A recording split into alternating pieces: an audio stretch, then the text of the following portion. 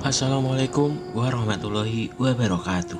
Jumpa kembali bersama saya Joko di West Progo Channel. Untuk cerita kali ini akan melanjutkan serial Detektif Indigo bagian pertama dengan judul Kenangan Kirana. Sebelum cerita jangan lupa subscribe channel ini dan nyalakan tanda notifikasi agar channel ini terus berkembang dan update cerita dari saya. Bagi teman-teman yang ingin membacanya langsung ceritanya, linknya di kolom deskripsi. Langsung saja kita dengarkan ceritanya. Mimpi apa aku? Tiba-tiba hari ini Ariana tergesa-gesa menelponku dan mengajakku ke Pulau Bali. Kami berangkat dengan bus malam menuju kota Singaraja di bagian barat Pulau Bali.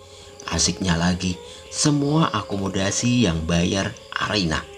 Dan yang paling menyenangkan adalah kami hanya berdua. Bus kami berangkat pada pukul 17.30 dari terminal antar kota. Perjalanan dengan bus malam ini memakan perjalanan kurang lebih 12 jam dan melintasi sepanjang Jawa Timur jalur Pantura. Sialnya sepanjang perjalanan, Arina lebih banyak mendengarkan musik dengan memasang headset di telinganya. Dan tangannya tidak hampir pernah lepas dari laptop yang dibawanya. Terlebih lagi kami duduk terpisah. Mungkin sebuah kebetulan kalau diriku duduk sendirian di bangku ini. Entah kursi di sebelahku ini tidak laku atau penumpangnya terlambat. Yang pasti kursi kosong ini sedikit memberi kakiku ruang untuk berselonjor. Satu hal yang paling ku nanti dari perjalanan ini adalah pada saat bus melewati Taman Nasional Baluran. Sungguh menarik bagiku karena Kimi dan beberapa jin yang pernah aku temui pernah menyebut ada sebuah pemukiman para jin hutan terbesar di pulau ini. Aku hitung sih masih ada 6 jam lagi bus melintasi area itu. Jadi ku isi saja waktuku dengan bersantai melihat suguhan video di bus ini. Belum ada setengah jam ku melihat film yang membosankan di perjalanan ini. Mataku sudah terasa berat. Ini sungguh tidak biasa bagiku untuk mengantuk di jam sore begini. Tapi mataku sudah benar-benar tidak mampu kutahan. Ku perhatikan Kimi dan Kasa sedang berbicara pada seorang gadis remaja. Lebih tepatnya seperti sedang memarahinya. Dan tempat apa pula ini? Sekelilingnya hanya terlihat kabut tanpa pemandangan apapun. Apakah diriku sedang bermimpi?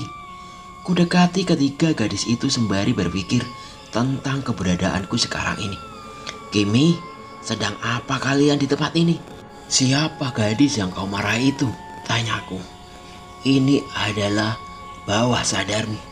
Aku menemukan gadis ini sedang berusaha menghilangkan kesadaranmu. Dia bukan dari bangsaku. Sepertinya dia jiwa manusia yang terombang-ambing. Jawab Kimi ikut membuatku bingung. Sepertinya dia memang berhasil membuatku tidak sadarkan diri. Dan sedang apa juga bocah labil ini di sini? Tanyaku sambil melirik Kasa. Jaga mulutmu, budak naga tukang mengadu. Aku sedang mengawal kakakku. Sepertinya Kasa masih belum terima kelakuannya dulu kuadukan kepada Kimi. Sudahlah kalian jangan ribut. Sebaliknya kita urus dulu gadis manusia ini. Kimi melerai adu mulutku dengan Kasa. Gadis manusia atau jiwa manusia dari mana yang sekarang ini berada di bawah sadarku. Penampilannya layaknya gadis biasa dengan mengenakan baju tidur berwarna biru muda. Wajahnya sama sekali tidak menunjukkan rasa takut pada kami. Kulitnya juga tidak terlalu pucat. Kalian akan menerima akibatnya jika masih nekat menemui Kirana. Terutama kau, ancamnya sembari menunjuk diriku. Tenang dulu dan perkenalkan dirimu. Kami sama sekali tidak tahu maksudmu. Kimi juga bukan orang yang jahat. Jika dia bertindak, keadaanmu tidak akan seperti sekarang ini. Percayalah padaku, Kutenangkan dia dan kusentuh dahinya dengan telunjukku. Kau ini bukan jin. Apakah dirimu memiliki kemampuan yang sama seperti yang kumiliki? Lupakan. Ayo jelaskan padaku apa maksudmu, atau masalah apa yang sedang terjadi yang tidak aku ketahui.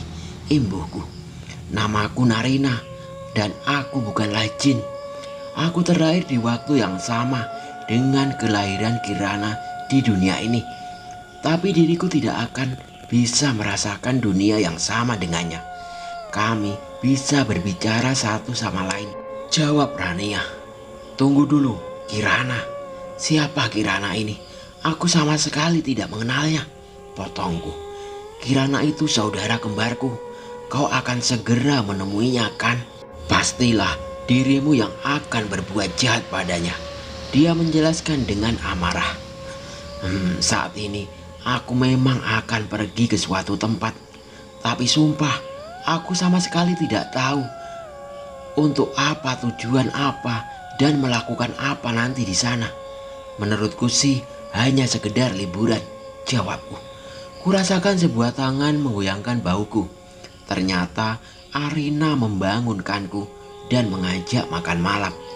Bus yang kami tumpangi berhenti di sebuah rumah makan Probolinggo untuk layanan makan malam. Diriku ikut turun dalam bus dan masih kurasakan rasa kantuk yang benar-benar malas untuk membuka mata. Sambil kupikirkan apa yang baru saja terjadi selama aku tidur tadi.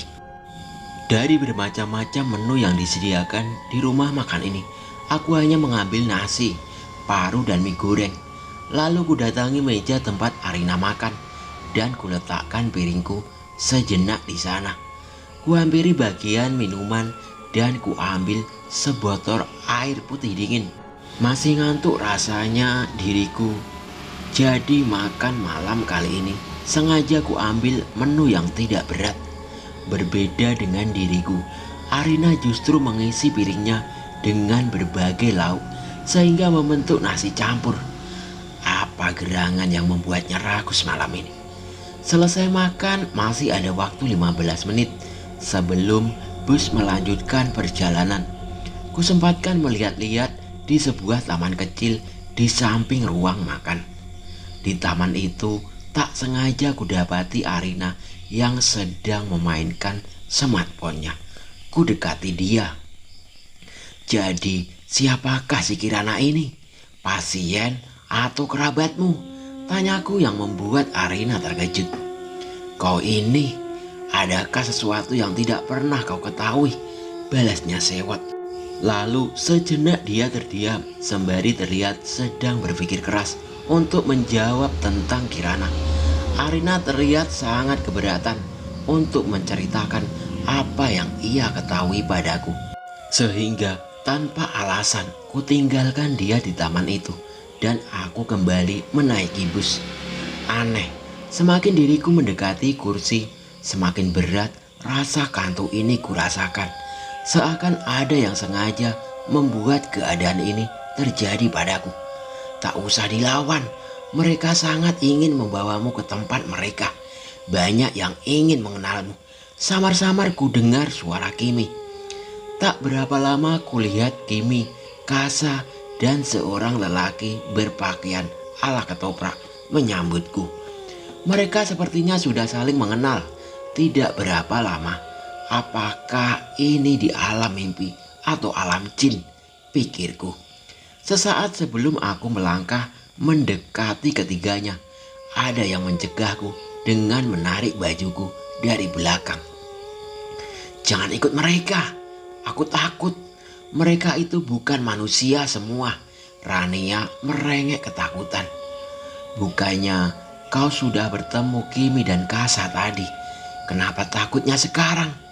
Sudahlah, aku sudah sering pergi ke sana. Lagi pula kamu gak perlu ikut kan, gadis penakut, ucapku sembari menenangkan Raina. Enak aja, aku bukan gadis penakut, bantahnya. Kau sebaliknya kembali saja ke tempatmu. Yang di sini sekarang bukan urusanmu. Sudah sana pulang. Ku coba untuk mengusir Rania secara halus. "Nggak mau, aku di sini saja. Lagi pula, selama ada dirimu, aku merasa nyaman." Dia masih membantah dan tidak bisa kutolak. "Sudah selesai berdebatnya. Aku mau memperkenalkanmu pada seseorang." Kimi memecah perdebatanku dengan Rania. Kimi memperkenalkanku pada lelaki yang bersamanya itu. "Diriku adalah Surgeni, patih dari alas Baluran. Perkenalkan diriku untuk membawa Anda menghadap raja kami," sapanya. "Ah iya, salam kenal. Namaku Alfian." Kenapa tidak memperkenalkan nama asli dan wujud asli Anda, Patih Surgeni?" Mulutku berbicara tanpa berpikir lagi. Bodoh, kok ini selalu saja bicara tidak sopan pada bangsa kami. Kasa tiba-tiba mengumeliku. "Diam Kasa." Dan Kimi pun menenangkannya. "Sudahlah, Anda ternyata lebih dari sekedar manusia biasa. Kaum kami sudah terbiasa dengan wujud penampilan Jawa kuno dan nama-nama yang dulu disandang oleh manusianya," jawab Patih itu dengan halus. Kepalaku hanya mengangguk, pertanda mengerti dari mana berbagai macam-macam lagi. Lalu kami semua diantaranya menuju tempat yang disebutnya dengan Kerajaan Baluran. Surgeni adalah salah satu jin penguasa angin. Dia dengan mudah menggunakan angin untuk membawa kami dengan sekejap menuju kerajaannya. Tak lama sampailah kami berlima di Kerajaan Baluran. Nyala obor menerangi seluruh penjuru kerajaan kecil ini. Pasar malam menghiasi alun-alun di depan istananya. Mendadak di depanku muncul seorang lelaki tinggi berbadan tegap dan berotot. Lalu dia berlutut menghadap kami. "Tak kusangka Anda juga ikut kemari, Yang Mulia Ratu Kijang Jamrud Kencana. Salam hormat dari hamba untukmu," ucapnya. Lalu mendadak mataku melirik ke arah Kimi. "Tuan Raja, Anda tidak perlu berlutut seperti ini. Aku kemari hanya mengikuti pangeranku," jawab Kimi padanya. Tak kusangka dia terkenal sampai di tempat ini juga. "Kau ada perlu hanya dengan Pangeran Alfian kan? Biarkan aku dan adikku berkeliling menikmati kerajaan Anda malam ini." Entah apa yang ada di pikiran Kimi sehingga dia menyerahkan aku pada si raja ini. "Baiklah Yang Mulia Ratu. Lalu siapa gadis yang bersama pangeran itu?" Raja itu menunjuk Rania. Gadis ini ada dalam asuhanku dan tidak boleh lepas dari sampingku," jawabku spontan. Tanpa banyak tanya, si raja tadi mengajakku ikut bersamanya. Patih Surgeni mengawal Kimi dan Kasa berkeliling kerajaan. "Anda pasti sudah mengetahui tentang diriku pangeran, nama dan wujud asliku. Jadi tidak perlulah aku perkenalkan padamu," ucap si raja itu kepadaku. "Anda adalah salah satu penyihir dunia jin, salah satu penguasa ilmu pengasihan yang terhebat. Apakah nama Zainab tidak asing bagimu Raja?" balasku. Dan sejenak dia terhenti. "Kau sudah bertemu dengannya. Salah satu nama yang terlarang bagi kami para penyihir, dan panggil saja aku Amru," ucapnya dengan nada datar.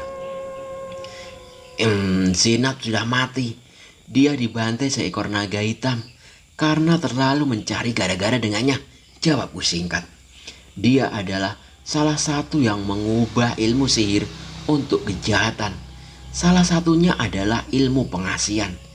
Zainab memanipulasi ilmu itu menjadi ilmu santet. Dan kau pasti sudah menyadari hal itu kan?" Mulutku hanya mengiyakan ucapannya. Tak enak rasanya terlalu mengungkit tentang Zainab. Kemudian langkah kami berlanjut. Amru mengajakku dan Rania menuju sebuah gubuk di pinggiran kerajaan. Kami masuk di dalamnya dan seorang wanita bercadar langsung menyediakan makan serta minuman untuk kami. "Mari silakan duduk. Wanita tadi adalah istriku dan gubuk ini adalah rumahku. Aku tidak senang tinggal di istana," Amri menjelaskan dengan terbahak. Langsung saja aku mengundangmu kemari hanya untuk memberikan apa yang dulu dititipkan oleh leluhurmu padaku. Terimalah bungkusan ini. Amru memberikan sebuah bungkusan kepadaku. Ku terima dan langsung kubuka. Sebuah kotak kayu tanpa ukiran ada di dalam bungkusan tersebut. Kubuka kotak itu dan kudapati sebuah buku terbuat dari lembaran kertas papirus. Entah tulisan apa yang tertulis di situ, yang pasti aku tidak bisa membacanya. Hanya leluhurmu yang tahu cara membacanya. Diriku sendiri tidak tahu itu tulisan apa. Dahulu dia memberikan saja kepadaku, lalu kusimpan di dalam kotak itu. Amri menjelaskan sedikit. Aku sebenarnya bingung harus kuapakan buku gaib ini. Tapi kuterima saja titipan ini. Kuperhatikan Rania yang tadi membuka mulutnya sedang makan dengan lahap hidangan yang disediakan oleh istri Amru. Dan ini adalah hadiah untukmu dariku. Amru memberikan sebuah mutiara putih kepadaku. Ini bisa berguna bagimu suatu saat. Hadiah dariku karena menceritakan tentang Zainab tua. Dia menjelaskan sambil terbahak lagi. Kami menghabiskan sisa malam dengan berkeliling di kerajaan kecil ini. Rania juga terlihat menikmati dan tidak ketakutan lagi. Suara dari bus kami sedang berjalan menapaki kapal feri membangunkanku. Sepertinya perjalananku sudah sampai di pelabuhan Ketapang. Kuperhatikan Arina masih terlelap. Guncangan tadi tidak membangunkannya. 15 menit kemudian kapal mulai meninggalkan pelabuhan Ketapang menuju Gilimanuk. Kau mau membantu Kirana kan? Suara Rania terdengar jelas di kepalaku. Kirana adalah teman Arina semenjak SD hingga SMA. Menurut Arina sendiri, mereka mengakhiri masa SMA masing-masing dengan permusuhan. Dia merebut pacarku waktu itu, Aditya. Terus setahun setelah kelulusan, aku mendapat undangan pernikahan dari Aditya. Dan kau bisa tebak siapa nama mempelai wanitanya. Nyebelin banget kan? Dan Arina mengakhiri ceritanya dengan penuh emosi dan rasa yang jutek. Panas rasanya telingaku setelah mendengarkan cerita Arina tentang Kirana selama 1 jam sebelum kami sampai di terminal kota Singaraja. Tetapi yang membuatku heran, dia sama sekali tidak menceritakan tentang tujuan kami kemari untuk menemui Kirana. Sebuah mobil Alphard kuliah terparkir di antara beberapa kendaraan angkot ketika diriku melangkahkan kaki turun dari bus dan seorang lelaki keluar dari mobil tersebut bersamaan dengan turunnya Arina dari bus. "Arina!" teriak lelaki itu sambil melambaikan tangannya ke arah kami. Dan secepat kilat Arina menarik lenganku. Tanpa berkata sepatah pun kami masuk ke dalam mobil itu dan mengarah ke barat kota. "Salam kenal ya Alfian, namaku Aditya. Aku dan istriku dulu adalah teman sekolahnya Arina." Lelaki itu tanpa ragu langsung memperkenalkan dirinya kepadaku. Iya, salam kenal. Selanjutnya nggak usah diceritain.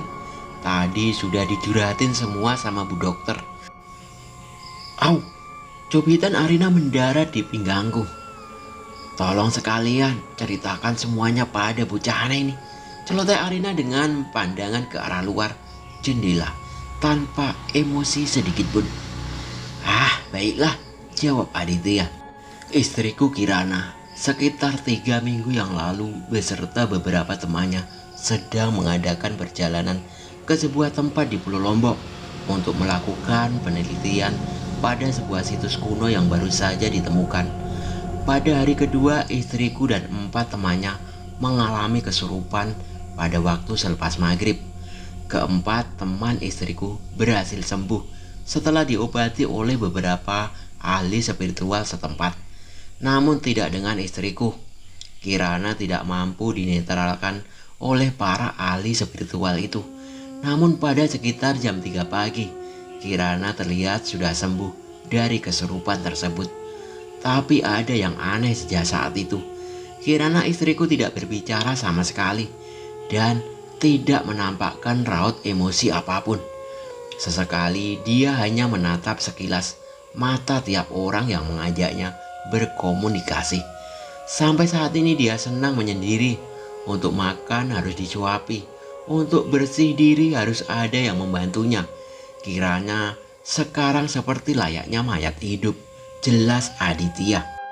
Suatu hari kutemukan sebuah gambar aneh di sebuah kertas kosong. Sebuah gambar lingkaran yang merah dengan semacam gambar menyerupai monyet yang juga berwarna merah di dalamnya.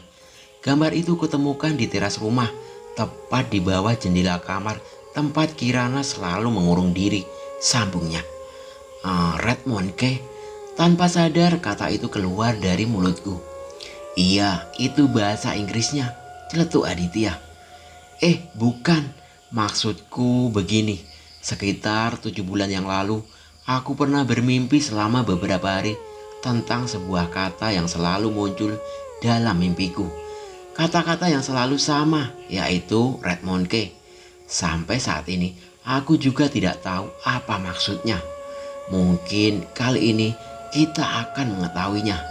Kalau benar sih, ya mungkin Rania bisa menjelaskan padaku juga. Ucapku panjang lebar. Rania. Aditya dan Arina menyebut nama itu dengan keras secara bersamaan.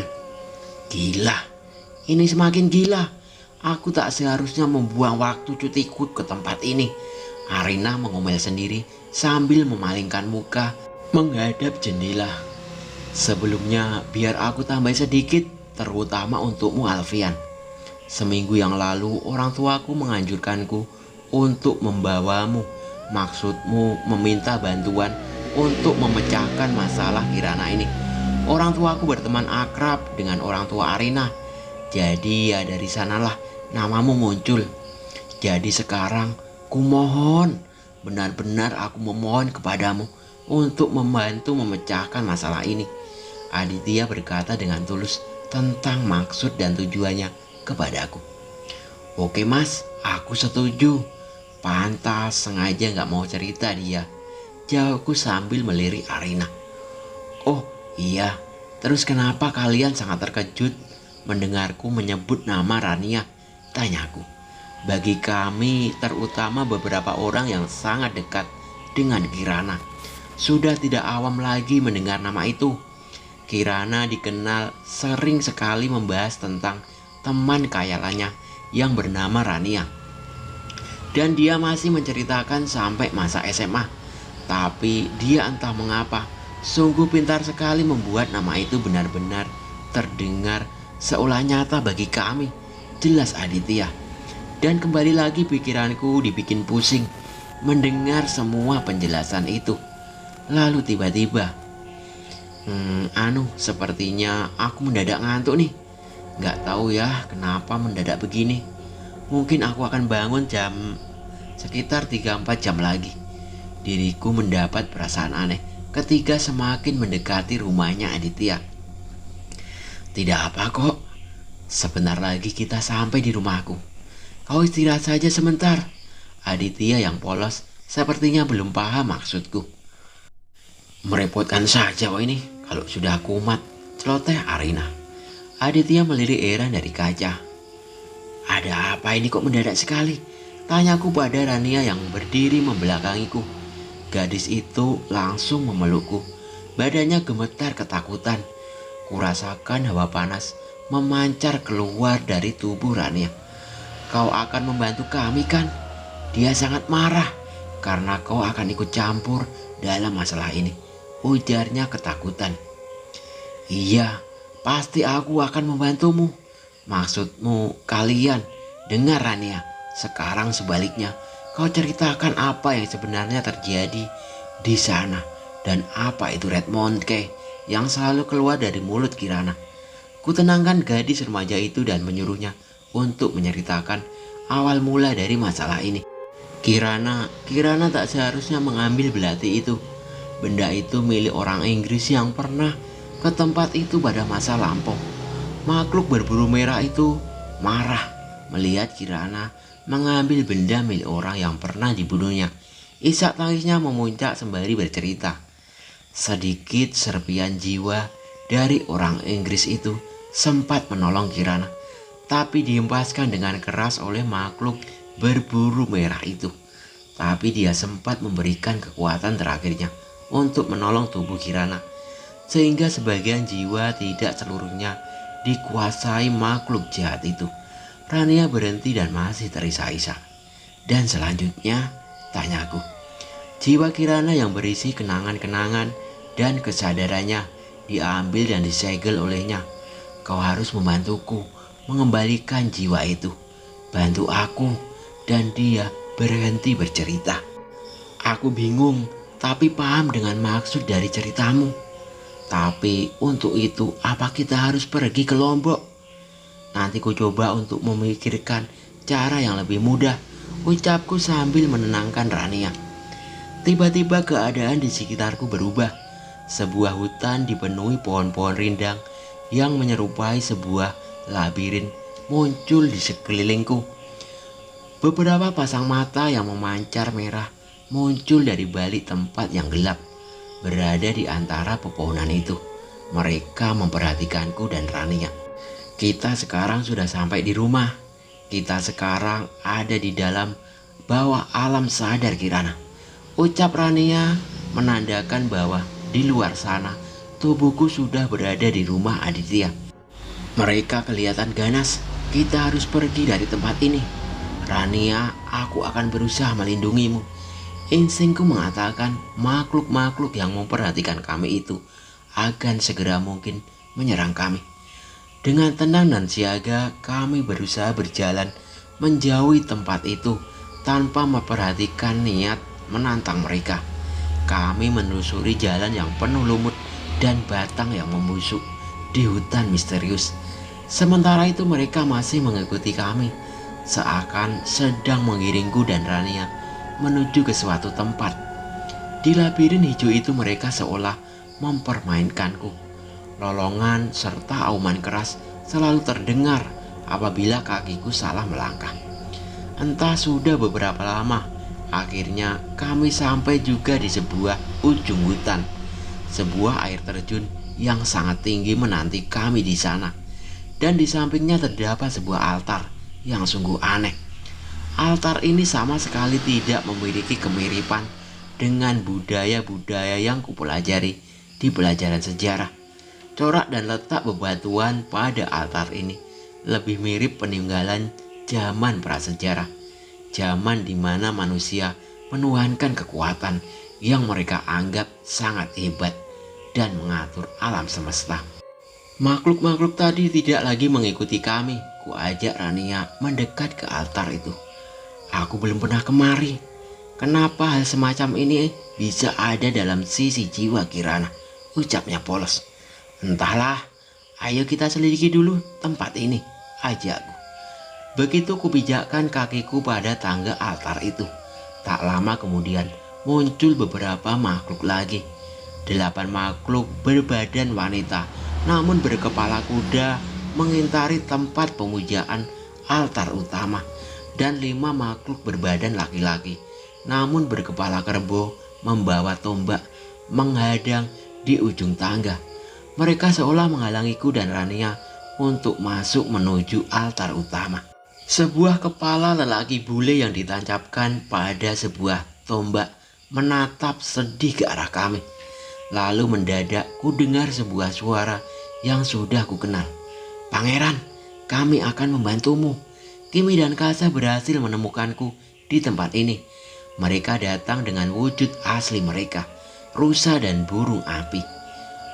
Bagaimana mereka bisa menemukan tempat ini? Rania juga kebingungan. Entahlah, tapi tenaga mereka tentunya bisa berguna di sini. Kita akan menyelamatkan Kirana. Kau berdoa saja dan percaya kepadaku. Ku jauhi altar tangga itu. Ku suruh Rania untuk berada di dekat Kimi, sedangkan diriku kuarahkan menuju tempat kepala itu tertancap. Walaupun tersedia jalan untuk menuju ke dekat air terjun, Namun halangan tidak sedikit, licin, terjal, dan hembasan air yang jatuh dengan keras menjadi kendala juga. Dan tiba-tiba muncul ide di kepalaku. "Hei Kasa, tolong kau ambil kepala orang yang tertancap di tombak itu." Dan hasilnya tentu saja, "Enak saja kau memerintahku manusia lemah, pemalas." Sebuah jawaban yang sudah bisa kuduga sebelumnya dari Kasa. "Turuti dia Kasa, kau adalah bagian dari perjalanan ini," perintah Kimi dengan tegas. Kasa dengan rasa sebal menurut juga. Dia langsung menukik menuju lokasi tempat kepala itu tertancap dan mencengkeramnya. Terlihat sepertinya kepala itu tidak mudah untuk diangkat atau ditarik dari tombaknya. Kasa juga sebetulnya tidak leluasa untuk melakukan aksi ini karena dia sejatinya adalah jin api. Jadi Kasa tentu saja harus mengontrol dan mengurangi kekuatannya agar kepala itu tidak terbakar di cakarnya. Kasa berhasil mengambil kepala itu lalu membawanya kepadaku. Beberapa makhluk berkepala kerbau terlihat marah dan keluar lagi beberapa makhluk sejenis penjaga altar itu dengan ketat.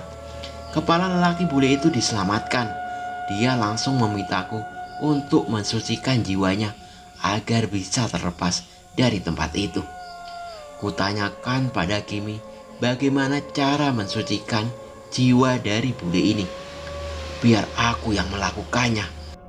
Kau belum menguasai sistematis penyegelan jiwa," jawabnya singkat. Kimi pun mendekati kepala itu dan entah mengucapkan apa. Sepertinya sebuah mantra atau doa dengan bahasa jin. Aku dan Kasa berjaga-jaga mengawasi gerak-gerik para penjaga altar yang terlihat seperti bersiap menyerang kami. Sekumpulan bola cahaya warna-warni muncul dengan membawa hawa yang tidak mengenakan. Bola-bola itu lalu berubah memanjang seperti layaknya ular dan berterbangan mengelilingi kami. Mereka sepertinya sudah mengerti tentang apa yang kami lakukan. Makhluk-makhluk cahaya ini mengeluarkan panas yang membuat risih dan mereka meliuk-liuk memercikkan api pada kami. Akhirnya kesabaranku habis juga dan kuserang mereka dengan tembakan bola energi api. Jurus yang diajarkan oleh Saman itu sungguh efektif mengatasi makhluk tadi. Mereka lenyap setelah tersentuh oleh seranganku. Kimi sudah mulai proses pelepasan segel. Semacam pentagram dari cahaya tiba-tiba muncul layaknya mengurung kepala si bule. Tulisan-tulisan yang sama sekali tidak kukenali muncul dan bergerak seakan menari dalam pentagram itu. Kimi pun mengucapkan kata-kata yang juga tidak kupahami. Segel itu sangat kuno sekali, seakan jauh dari peradaban manapun, kata Kasa heran. "Apakah seumuran dengan Zenab tua itu Kasa?" tanyaku. "Tidak, segel sihir ini tidak bisa dikatakan usianya. Jin yang menguasai segel ini sepertinya jauh dari peradaban manapun. Sejenis bangsa jin yang sengaja mencari dan menghasut manusia untuk memuja mereka. Di bumi ini sebelum mengenal agama modern, para manusia menyembah atau memuja kekuatan yang mereka anggap besar. Sebut saja matahari, bulan, dan bintang. Dan dari itu semua akhirnya merambah pada benda-benda seperti pohon, batu, patung. Seiring waktu berlalu, kecerdasan mereka meningkat dan mereka memiliki keyakinan bahwa dari masing-masing benda tersebut pasti memiliki roh atau jiwa masing-masing. Dan kami menyebutnya sebagai animisme. Maka dari itu, ku sebut makhluk-makhluk yang pernah mereka sembah itu sebagai anima. Dan sepertinya kekuatan para anima ini jauh lebih kuat dari Zenab, karena mereka benar-benar mendapatkan para pemuja yang jauh tidak mengenal Tuhan. Penjelasanku, "Kalian dulu pernah dipuja oleh manusia?" tanyaku. "Nanti saja kau bertanya pada kakak." Kasa langsung berpaling. Sementara itu, dari arah altar, sebuah hawa luar biasa memancar dengan jelas. Para penjaga altar sepertinya bersiap-siap menyerang kami. Bam! Sebuah makhluk raksasa menyerupai kera besar tiba-tiba muncul di depan altar dengan membawa gada besar. Wajahnya sama sekali tidak menyerupai primata besar, lebih mirip wajah harimau dan bertanduk satu di dahinya. Apalagi yang akan terjadi di tempat ini? Sementara kami harus menjaga Kimi saat ini. Dan muncul pula sebuah raksasa yang bersiap menyerang kami. Panggil nagamu, panggil naga hitam itu, cepat. Kasa panik. Aku takut. Rania bersembunyi di belakangku. Aku tak bisa memanggil naga itu, Kasa. Kau tahu kan, dia hanya bereaksi semaunya sendiri. Tiba-tiba sebuah sinar biru muncul dari belakangku dan menghantam makhluk raksasa itu dengan telak.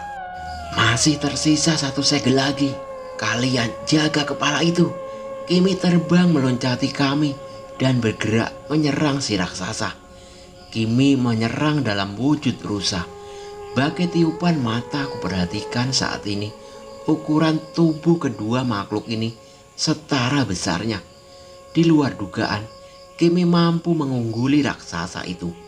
Berkali-kali tendangan Kimi mendarat di tubuh raksasa itu dan melontarnya ke bebatuan di sekitar air terjun. Pukulan pun mampu ditepis oleh Kimi. Perbedaan level jelas terlihat di sini. Apa mungkin makhluk-makhluk di sini sama sekali tidak pernah berhubungan dengan jin dari daerah lain? Tanduk Kimi bersinar dan kembali menembakkan sinar biru yang langsung merobohkan raksasa bertanduk itu untuk selamanya. Ayo kita lepas segel terakhir, ujar Kimi. Kimi kembali melakukan ritual tadi dan tak lama kepala itu melayang dan mulai sedikit memancarkan sinar. Dia akan memberikan sisa kekuatan terakhirnya padamu berserta kenangan-kenangan semasa dia hidup. Bersiaplah. Kimi menyuruhku bersiap menerima pengetahuan dari si bule. Kepala itu semakin melayang tinggi dan dia tertawa. Lalu sekejap menghilang dan hanya meninggalkan cahaya kecil turun dan tiba-tiba masuk ke dalam tubuhku. Oke, sampai di sini dulu cerita dari saya. Nantikan kelanjutannya. Wassalamualaikum warahmatullahi wabarakatuh.